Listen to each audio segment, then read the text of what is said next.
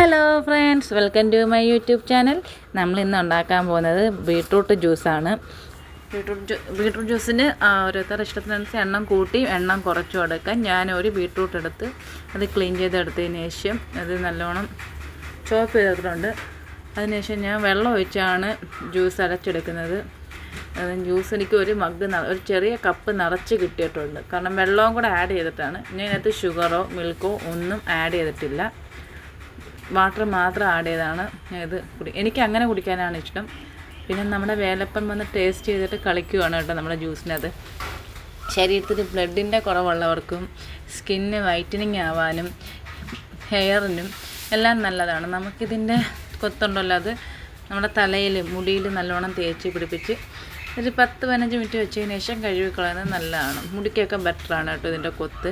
അല്ലെങ്കിൽ നമുക്കിത് കൊത്ത് ഉണക്കി നല്ലോണം പൊടിച്ചെടുത്ത് മുഖത്തിടാനും നല്ലതാണ്. അത് ഓരോരുത്തർ ഇഷ്ടത്തിനനുസരിച്ച് ചെയ്യാം. ജ്യൂസ് കുടിക്കുമ്പോൾ പെട്ടെന്ന് നമുക്ക് റിസൾട്ട് കിട്ടത്തില്ല. ഏതൊരു പ്രോഡക്റ്റ് നമ്മൾ ഉപയോഗിച്ചാലും അത് ഒരു 6 മാസം വരെ നമ്മൾ കറക്റ്റായിട്ട് കണ്ടിന്യൂസ് ആയിട്ട് ഉപയോഗിക്കണം. കൊച്ചു കുഞ്ഞുങ്ങൾക്ക് കൊടുക്കാനായാലും നമ്മൾക്കായാലും എല്ലാം നല്ലതാണ്. ഈ ബീട്രൂട്ടിൻ്റെ ജ്യൂസ് ഡയറക്റ്റ് കുടിക്കാൻ താല്പര്യമില്ലാത്തവർക്ക് പാൽ യൂസ് ചെയ്തും കുടിക്കാം.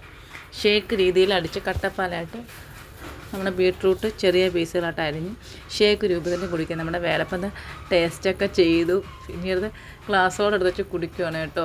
ഞാൻ എന്നിട്ട് വേലപ്പൻ്റെ അടുത്ത് ചോദിക്കുന്നുണ്ട് എങ്ങനെയായിട്ട് കൊള്ളാവോ, ടേസ്റ്റ് ഉണ്ടോയെന്ന്.